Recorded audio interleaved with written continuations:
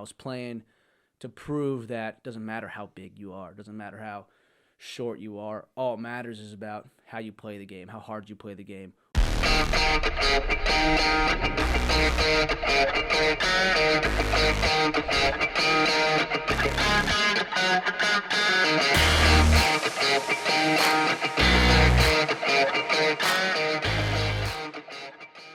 You're a unique baseball player in the sense that you know you have full scholarship. You have people that um, you know love to be around you as teammates and love to coach you as coaches.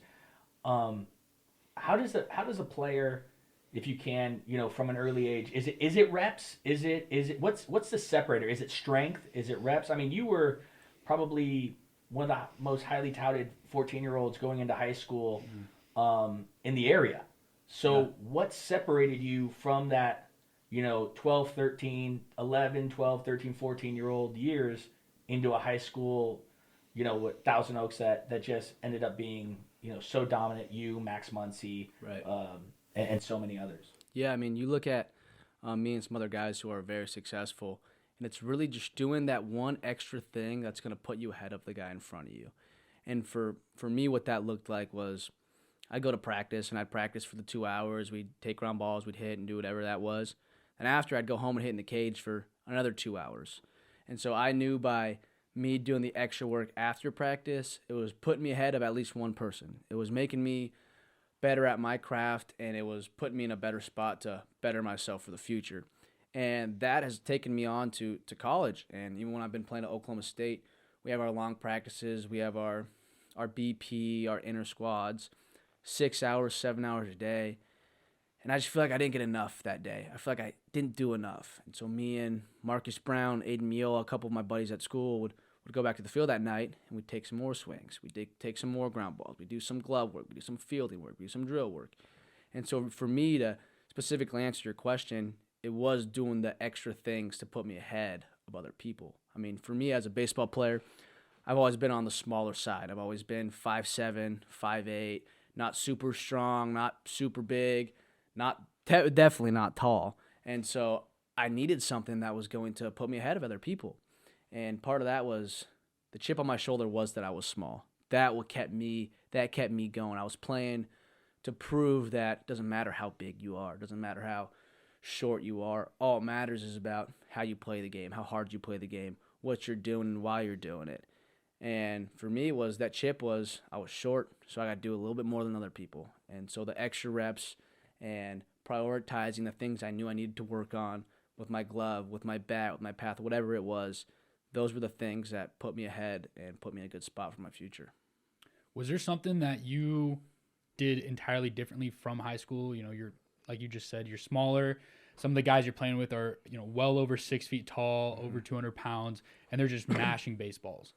But you're over here on the shorter end of things, and you're doing the exact same thing, Right. where you're being in a competitive mindset and in a competitive way, competing with all of these bigger dudes than you.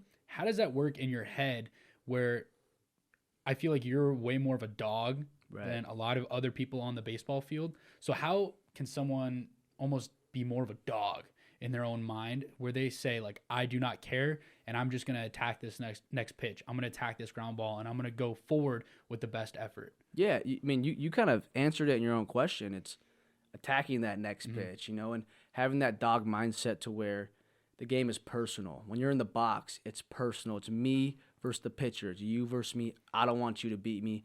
I'm beating you. When you get a ground ball, you hit the ball to me, you're out. If you hit the ball anywhere near me, I'm making a diving play, and you're out. And so it's just having that it's personal mindset, Like, if I want to do this as a long-term career, there's going to be more people rooting against me than rooting for me. And you kind of gotta know that. I mean, you have to know that whatever you do is what you do. Like, you're taking the game into your own hands.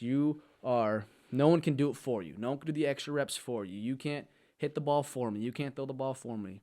So I have to perfect my game, And then once it comes game time, I want to let people see how good I've gotten. I want to let people see that I'm working on turning on an inside fastball.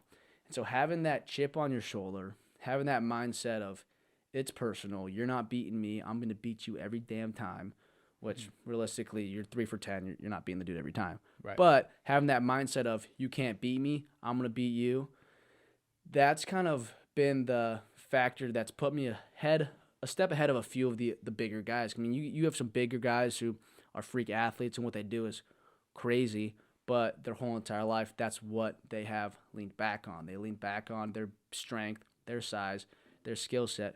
But for me, I had to lean back on, I'm a short guy, I'm a dirt bag, I'm going to slide in a second and take you out. And that was kind of how I've gone about things.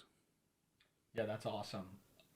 You know, when discussing size, because I feel like that is a huge chip. That was a chip for me. That's a chip for you. I feel like anyone under 6 foot, you know, the quote unquote scouts or these rankings that come out, for these high school kids, is, oh well, he's not big enough, he's not strong enough, he's not this or he's not that. There's so many negatives that go against somebody who's shorter. What would you say to those I mean, I think they're BS. I mean, I think it's the heart of the player. It's the dog in them, and once you let that chain off that guy, like you're either a baseball player or you're not. Right. And I feel like we as a society get so caught up into these rankings, whether you go to this camp and I paid for this camp, so I'm ranked, or things like that. Do you buy into that? What are your thoughts on that? Yeah, I mean, you look at rankings, and like you said, some of it's BS. You look at people who you play with. You look at, like, I played with Jacob. Jacob and I played ball together. I knew how good he was. He knew how good I was. You play with some of the really good baseball players, and amongst each other, amongst baseball players, you know who is who. Absolutely. You know who's a dog. You know who's going to get in your face, and you also know who's going to get hit by the pitch and go to the ground and cry. So you know that as baseball players. I mean, it's hard to ignore scouts. It's hard to ignore perfect game rankings, the PBR rankings, and all the other ranking systems. And I'm not the one to want to knock on those and say, oh, it's all BS. But there, I feel like, is some politics is involved with that. But at the end of the day, like, the people you play with and play against, they know how good you are. They know what kind of person you are when you play. And so I think it's, for me, just remembering, like, I'm a dog, like, who cares what they're saying? Like, I'm going to make my own path, and I'm not going to let a ranking dictate whether. I mean, you look at the mock drafts, done by whatever ranking system. They're wrong every single year, and they're like 20, 30 picks off. Like, they're not even close. And so, I mean, take away what you want to take away from it, but overall, like, the people you play with, they know what kind of player you are.